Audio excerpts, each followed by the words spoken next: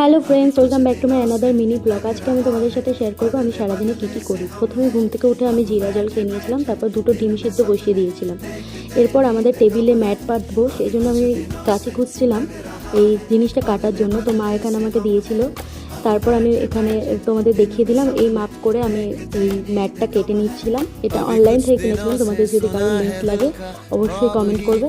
আমি আর মা মিলে দেখো ম্যাটটা খুব সুন্দর করে ডিজাইন, মানে এখানে যেহেতু একটা জায়গায় উঁচু নিচু রয়েছে, ওই জন্য ওই ডিজাইন হিসেবে কেটে নিয়ে ভালোভাবে এখানে পেতে দিয়েছিলাম।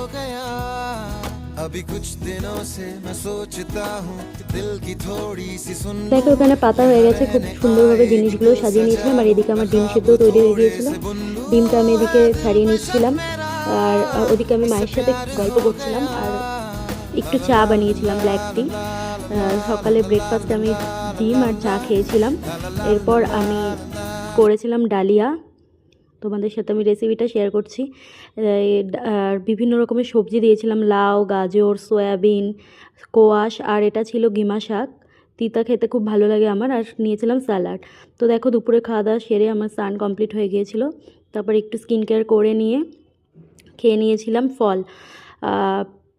খেয়েছিলাম এখানে আঙ্গুর আর বাদাম আর বেদানা। তারপর আমি চলে গিয়েছিলাম, আমি টিউশন পড়াতে গিয়েছিলাম।